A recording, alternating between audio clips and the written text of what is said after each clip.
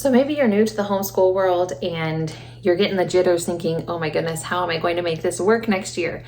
Or maybe you're a rookie homeschool mom and you were just scraping by the skin of your teeth at the end of this year and you're not even looking forward to planning for next year. No matter where you are in the season, let's talk about how we can take this summer to kind of rest, refresh, and get ready to start next year on the right foot. If you're new here, I'm Rian, a Christ-following wife and a homeschool mom to 3 boys. Here we talk all things homeschool, and we will learn together how to use our roles as wife, mom, teacher, and homemaker in order to glorify God. So it's officially summertime, and maybe this is just your time where you're just like, time to relax, 3 months of freedom. Or maybe you are just changing your flow a little bit, maybe doing some fun school learning, or maybe getting outside and doing your learning out there, or maybe you're just lightening your load a little bit, or maybe you are just like me and trudging through the summer, continuing to do all your full load of schoolwork. But one thing we all have in common is that we've all kind of been looking toward next year thinking, what are we gonna do? I already do have my curriculum picks out if you're interested in seeing what we will be using for our curriculum next year. But this is kind of a video not about so much how to pick and choose and whatever. I'm just going to share with you a few tips on how to kind of get your mind right and ready to think toward next year, whether you're all excited or terrified or dreading it or whatever the case may be. But some of these tips will also be more practical, hands-on action steps that you can take toward making next year great. So the first thing I will say, and my friends would say, oh, Rian, that's rich, because I am planning on taking no breaks this summer pretty much. But my first tip is to take a breath, to pause, to relax, especially if you've been going hard to finish out this homeschool year strong and you've like not taken any breaks and you're just like powering through. I would encourage you to just pause for a minute. If you've wrapped up your curriculum, just take a break. It doesn't have to be weeks and weeks. It can be a week. It can be a day. I don't care. But just take a moment to chill, because you really need that time to decompress from last year's load and curriculum and problems to gear up for next year's problems. And I say that jokingly, but really, I mean, there's a lot of weight and stress when it comes to the end of the year, just trying to finish strong and to get, if you're one of those like me who just has to finish the book every time, has to finish all the workbooks and has to finish all the things to feel like you've completed a full year of school.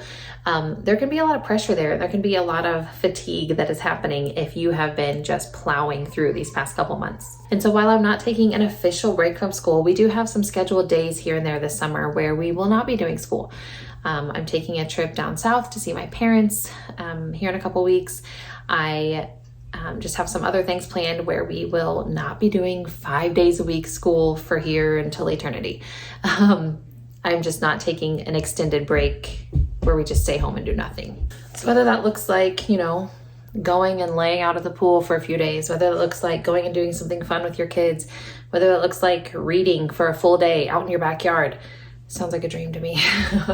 Or whether, it means movie time or taking walks or whatever. Just take a little time to let last year go before you dive into next year. My second tip would be this is kind of one of those physical get in there tips, declutter and clean.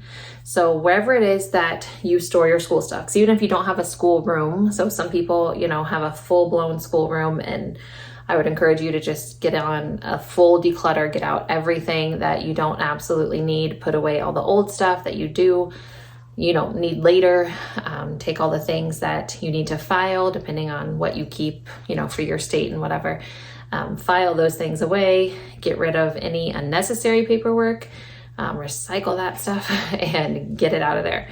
And then do a deep clean and just refresh your entire space. Or if you do not have a full schoolroom, you have to have somewhere that you keep all of your stuff, right? So wherever that is, if you have a cabinet in your kitchen, or whether you have storage bin somewhere, however it is that you store your school stuff, I would just encourage you to take it all out, put away the things from last year. Even if you're not going to start next year for a while, just get that stuff out. I always feel much better starting with a clean slate, just knowing that, okay, this is actually behind us, like it's out of my sight.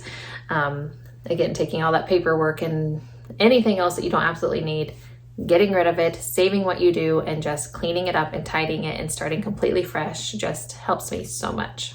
Now, that doesn't really pertain to you if this is your first year. You don't really have that stuff, but wherever it is you plan on storing your stuff or plan on doing school, just tidy up that space. Just get rid of anything that could be a distraction for next school year. If you know, hey, we're going to be schooling in this area and oh, look, this area is full of toys. Maybe reconsider that, because I will tell you from experience, if you don't want your kiddos distracted, you've got to move those distractions right from the get-go.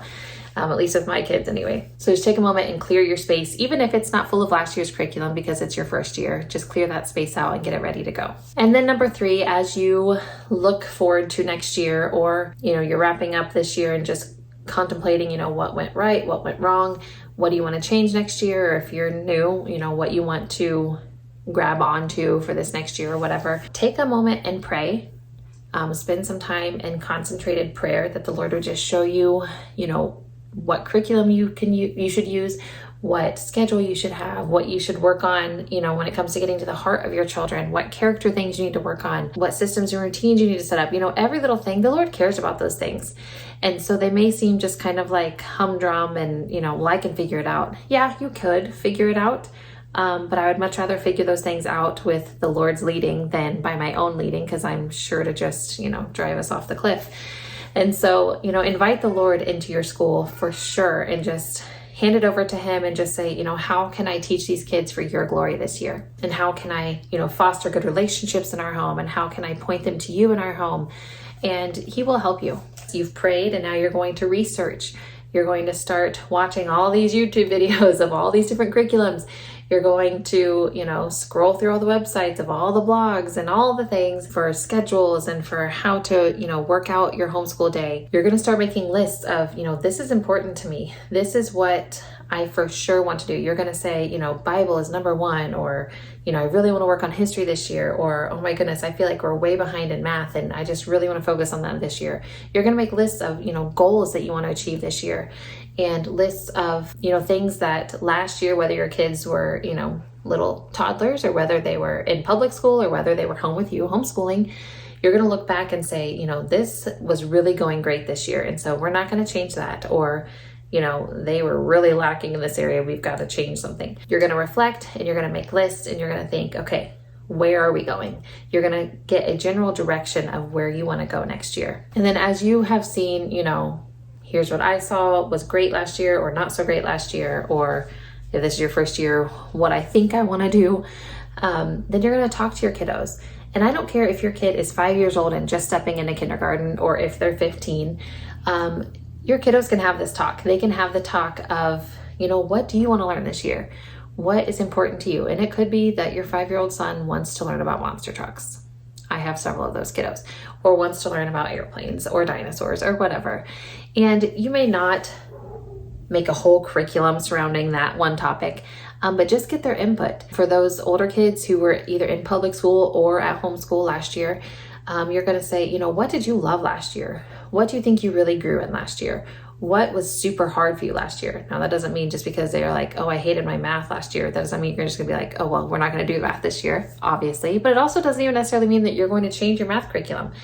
I have kiddos who don't love math, but we're sticking with our math curriculum because guess what? It works. And I think that just changing the curriculum isn't always the answer, but take their thoughts and their ideas into consideration. Because unless it was, like a cartoon-based math or something, I don't think my kids are ever going to be like, oh, yes, math, but they're good at math. And I think that their curriculum's working, so why change it? And so that's going to start you in on your plan. You've prayed, you've made your list, you've done your research, and you've talked to your kids. And so that's kind of like a 4-in-1 there, but that's going to start getting you on the path for true planning for next year. So then as you have kind of that skeleton path of where you want to go with your school year next year, then you're going to actually start setting up those routines. You're actually going to be picking those curriculums and picking those schedules and picking, this is how our day is going to run each day. And this is where I want to be by quarter and by semester and by third quarter and so on and so forth. And in this, I would encourage you to include your husband, even if, my husband has nothing to do with homeschool day. He does Bible with us at night, and, we do things just in a typical day. They'll help him work on the car or whatever, where he does teach them, but he does not take on any subjects. He has very little input on our school day, but I like to keep him in the loop. Because he knows, if we're starting a new routine or whatever, he can ask, hey guys, how's that going? Or if I say, oh my gosh, this isn't working, so-and-so wasn't obeying, he can kind of give his input of, hey, maybe this wasn't working because XYZ. So I encourage you to include your husband in on this. And when you kind of have an idea of this is what our day is going to look like, this is what our weeks are going to look like, we're doing a 4-day school week, or we're doing, just 2-hour days every day, or whatever you decide to do, include your husband, but then just kind of have a family meeting and set up expectations. Let everyone know ahead of time. Don't just come first day of school and be like, all right, here's your marching orders, go. Give everyone a heads up, give everyone a plan, and let them weigh in on it. Let them ask questions. And that's going to make your first day a lot easier. And then our last thing that we're going to talk about is you are just going to try it and you're going to adjust.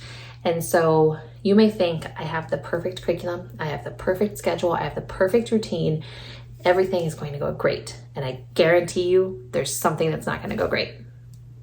That just happens to us every year because we can't see the future. And I think the Lord, even though he helps us as we pray, he helps us to pick good curriculum and good routines and good schedules, but he lets things happen that sharpen us, that sanctify us, that challenge us. And that's a good thing. That's a good thing. And so we're going to just try it. We're going to give it our best shot. And if it doesn't work, we're going to adjust. And one way that you can kind of make this go a little smoother is to kind of roll out a couple things at a time, and just instead of, day one, all guns blazing, here we go. I mean, you've talked to them and prepped them some, but maybe say, okay, we're just going to take these first couple of days and we're just going to work on math and science. And then we're going to add in our history. And then we're going to add in our language arts, or however you want to do that. And that way you can see. It's almost like an allergy, like you weed out certain things of your diet and see what makes you feel better. Sorry if you hear my baby, he's finding his voice. He's playing with his dad, but that's how he plays, is those loud, Anyway, I digress.